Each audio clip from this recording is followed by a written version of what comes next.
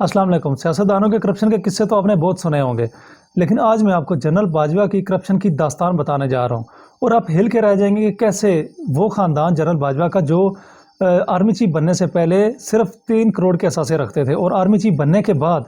General Bajwa और इसके ख़ानदान के जो असासे हैं वो 1300 करोड़ तक पहुँच चुके हैं। और इसी वीडियो में मैं आपको सबूत भी दिखाऊंगा और आप खुद जाके देखें कि कैसे इन्होंने करप्शन की एक लंबी दास्तान लिखी है। साफ़ी अहमद नूरानी जो उन्होंने सबसे पहले ये स्टोरी ब्रेक की, लेकिन किसी भी मीडिया चैनल ने ये स्टोरी नहीं चलाई, क्योंकि सबको पता कि यार पाकिस्तान में जो आर्मी चीफ हैं वो सबसे ताकतवर होते हैं, उनके ख़िलाफ़ कोई भी स्टोरी या कोई भी ख़बर ब्रेक नहीं करता कोई भी मीडिया चैनल। और जो उनकी जायदादों की तफसीलात थी वो साफ़ी जो अहमद नूरानी है उनको FBI के गोशवारों से मिली, जो जनरल बाजवा के, उनकी वाइफ के और उनकी बहू के थे।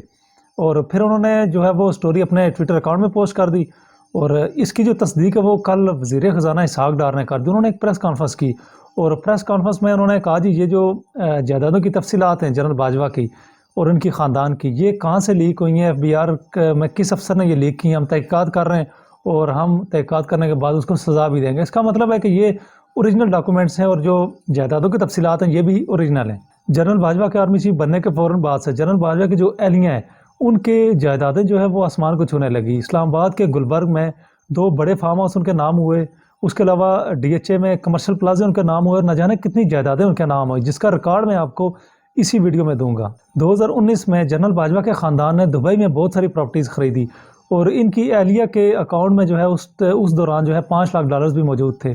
और जनरल बाजवा और इनके ख़ानदान ने 2019 में टैक्स पाकिस्तान के नाम से एक तेल का कारोबार शुरू किया जो एकदम से पूरे पाकिस्तान में फैलने लगा। जनरल बाजवा जब आर्मी चीफ नहीं थे तो इनकी जो एहलियाँ हैं उनके नाम पे सिर्फ टोटल 3 जायदादें थी और इन्होंने जनरल बाजवा ने 2013 में जो टैक्स गोशवारे जमा करवाए थे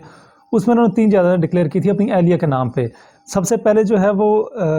DHA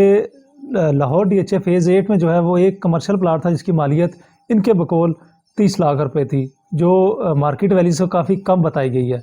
और नंबर 2 पे जो है DHA लाहौर में फ़ेज़ 4 में 8 मरले का एक कमर्शियल प्लाट था और उसकी मालियत इन्होंने 25 लाख बताई है, जो आम तौर पे ये मालियत नहीं होती, ये सिर्फ टैक्स छुपाने के लिए बताई जाती हैं।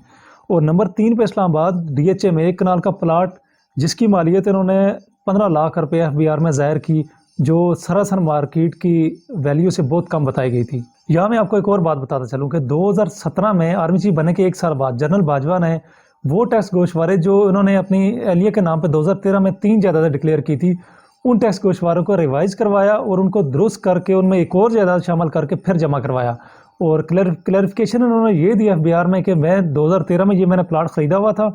लेकिन मैं ये उस दौरान जो है डिक्लेयर करना भूल गया था, जो अभी डिक्लेयर कर रहा हूँ। मतलब कि आप 2013 में एक प्रॉपर्टी लेके भूल जाते हैं, 2017 में आपको याद आ जाती है कि नहीं वो मैं तो बहुत पहले ली थी और अब मैं जमा करवाने वाला हूँ। अभी आगे और सुने। 2016 तक जनरल बाजवा की एहलिया जो है वो FBI में रजिस्टर नहीं थी और ना वो कोई टैक्स जमा करवाती थी, ना वो टैक्स रिटर्न और ना वो कोई गोशवारे जमा करवाती थी। और इसके बाद 2016 में ही आर्मी चीफ बनने से 3 हफ्ते पहले जो है वो इनकी एहलिया जो है उन्होंने अपने आप को FBI में रजिस्टर करवाया और टैक्स रिटर्न भी जमा करवाए और वेल्थ स्टेटमेंट भी जमा करवाई। उस वेल्थ स्टेटमेंट में इन्होंने अपनी 8 जायदादें शो की और उन 8 जायदादों की मालियत जो है वो इनके बकौल 6.5 करोड़ रुपये इन्होंने डिक्लेयर कर दी। और वो जो 6.5 करोड़ रुपये इन्होंने मालियत डिक्लेयर की, वो मैं आपको बताता चलूँ कि 2013 में इन्हीं की एहलिया के नाम पे सिर्फ 70 लाख रुपए की इन्होंने प्रॉपर्टी शो की थी।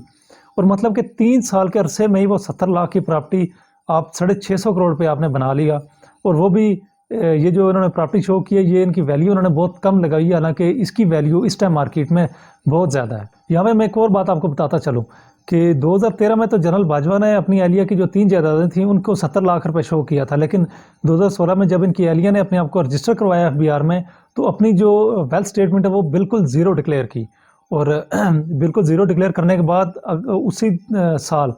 जो है 2016 में इन्होंने सीधा ही 6.5 करोड़ की अपनी जायदादें डिक्लेयर कर दी, वो भी 8। 2017 में जो जनरल बाजवा की एहलिया ने वेल्थ स्टेटमेंट जमा करवाई उसके मुताबिक इन्होंने मज़ीद 2 और जायदादें बना ली हैं। और जो टोटल एसेट डिक्लेयर की है वो पिछले साल 2016 में 6.5 करोड़ ज़ाहिर किए थे और 2017 में वो बढ़ के 10 करोड़ 87 लाख रुपए ज़ाहिर किए। मतलब कि सिर्फ 10 माह की मुद्दत के दौरान ही इन्होंने मतलब कि 4.5 करोड़ रुपया बना लिया, लेकिन उसका सोर्स नहीं है कि वो कैसे बनाया। और फिर 2018 में आ जाए, 2018 में इन्होंने FBI को एक और वेल्थ स्टेटमेंट जमा करवाई और टैक्स गोशवारे जमा कराए अगले साल के। तो उसमें ये बताती हैं कि मैंने 5 मज़ीद नई जायदादें बना ली हैं और 5 मज़ीद नई जायदादें उन्होंने डिक्लेयर कर दी। और उसके साथ एक डॉलर अकाउंट भी इन्होंने शो किया, जिसमें तकरीबन $3,84,000 मौजूद थे, और ये यकदम से आ गए, ये नहीं पता और इसका सोर्स भी नहीं पता। और पिछले साल इनकी जायदादों की जो कुल कीमत 10 करोड़ 87 लाख थी, वो एक साल में बढ़ के मतलब 2017 से 2018 के दरमियान 18 करोड़ और 23 लाख रुपए होगी। मतलब कि फिर 10 माह के अंदर ये 8.5 करोड़ रुपये इन्होंने इनकी एलिया ने कमा लिया, लेकिन उसका सोर्स नहीं है। अब आ जाएं 2019 पे। 2019 पे भी जनरल बाजवा की एलिया ने जो टैक्स रिटर्न जमा करवाए और जो वेल्थ स्टेटमेंट जमा करवाई, उसके मुताबिक इन्होंने एक प्रॉपर्टी नई खरीदी है, और एक जो उनकी पुरानी प्रॉपर्टी थी वो उसको बेच के 4 करोड़ 30 लाख रुपए की उन्होंने बेची है, और वो बेच के उन्होंने डॉलर जो है वो ख़रीद लिए हैं। और मैं आपको बताता चलूँ कि 2019 में इमरान खान की हुकूमत थी और पाकिस्तान काफ़ी मुश्किल हालात में था, और डॉलर्स जो हैं वो उनको उसको तो पर लगे हुए थे, पाकिस्तानी रुपया जो है वो बुरी तरह गिर रहा था, और बहुत सारे लोग डॉलर्स में इन्वेस्ट कर रहे थे रुपये को। तो जनरल बाजवा की एलिया ने भी इस बहती गंगा में हाथ धो लिए और अपने ही मुल्क को नुकसान दिया एक किस्म का, क्योंकि पाकिस्तानी रुपया बेच के डॉलर में इन्वेस्ट कर रहे हैं, और डॉलर तो मुल्क में आगे ही नहीं है,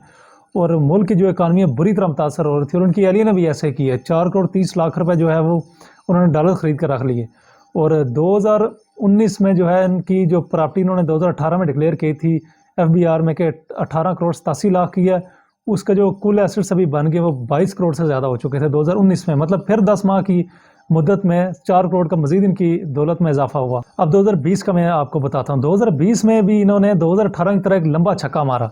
और इस्लामाबाद का जो महंगा तरीन इलाका है इस वक्त, जो गुलबर्ग ग्रीन है, इस्लामाबाद की एक हाउसिंग सोसाइटी है, उसमें इन्होंने 10-10 कनाल के 2 फार्म हाउस ख़रीद लिए, और उसकी जो वैल्यू है वो FBR में इन्होंने 5-5 करोड़ रुपये शो की। और हालांकि मार्केट वैल्यू उस टाइम एक फार्म हाउस की जो 10 कनाल का इस्लामाबाद में गुलबर्ग ग्रीन में, और मेरे ख्याल से वो 20 सेक्टर में है, और उसकी वैल्यू जो है वो 15 करोड़ रुपये एक फार्म हाउस की थी, और उन्होंने 5-5 करोड़ रुपया वो डिक्लेयर की। एक्चुअली इन्होंने 10 करोड़ रुपये FBR में डिक्लेयर की, जो 30 करोड़ रुपये असल कीमत इनकी बनती है। और इसके बाद इन्होंने इसी साल इनके जो डॉलर अकाउंट था उसमें जो है वो एक $1.25 का मज़ीद इजाफा हुआ, और टोटल जो था वो डॉलर अकाउंट $4,78,000 का वो हो गया इनका। और 2021 में इन्होंने जो FBR को अपने टैक्स रिटर्न और वेल्थ स्टेटमेंट जमा कराई, उसके मुताबिक इन्होंने अपने कुल एसेट्स जो हैं वो 34 करोड़ के ज़ाहिर किए, और उनमें एक डॉलर अकाउंट भी है जो जिसमें $1.25 का इजाफा इन्होंने एक साल में बताया, और वो बन गया जाके $6 लाख का। और 2016 से 2022 तक जनरल बाजवा की जो एलियाँ हैं, इन्होंने जो जायदादों की जो एस्टिमेट बताया, जो एसेट्स बताए, वो 34 करोड़ के ज़ाहिर किए हैं। लेकिन असल में मैं आपको बताता हूँ जो मार्केट वैल्यू उन एसेट्स की वो 2 अरब 20 करोड़ से ज़ायद बनती है। 2016 में जनरल बाजवा की एलिया ने अपने आप को FBR में रजिस्टर करवाया और टैक्स रिटर्न जमा कराया और वेल्थ स्टेटमेंट जमा करवाई, और उन्होंने उस वेल्थ स्टेटमेंट में बताया कि 2015 में जो है मेरे पास ₹0 की वैल्यू की प्रॉपर्टी थी, मेरे पास जो प्रॉपर्टी थी उनकी वैल्यू कुछ भी नहीं थी, बिल्कुल ₹0 थी। और हालांकि ये इन्होंने सरासर वहाँ पे झूठ भी बोला था, क्योंकि जनरल बाजवा ने अपनी 2013 की जो टैक्स गोशवारे उन्होंने जमा करवाए थे उसमें उन्होंने बताया था कि मेरी जो एलियाँ हैं उनकी 3 जायदादें हैं, और वो 70 लाख रुपए उसकी मालियत उन्होंने बताई थी, जो FBR में रिकॉर्ड मौजूद है। और 2016 में इनकी वाइफ जो अपने आप को रजिस्टर करवाती हैं FBR में, और वहाँ पे साफ मना कर देती हैं जी मेरे पास जो 2015 में मेरे पास कोई प्रॉपर्टी नहीं थी, और उससे पहले भी कोई नहीं थी, उनकी वैल्यू ज़ीरो थी, और एकदम से 6.5 करोड़ की वैल्यू की प्रॉपर्टी ये 2016 में डिक्लेयर कर देती हैं। मतलब कि अगर जनरल बाजवा की एलिया की बात मान भी ली जाए कि 2015 में इनके पास ₹0 की प्रॉपर्टी थी, तो 2016 में जनरल बाजवा के आर्मी चीफ बनने से 3 हफ्ते पहले से लेके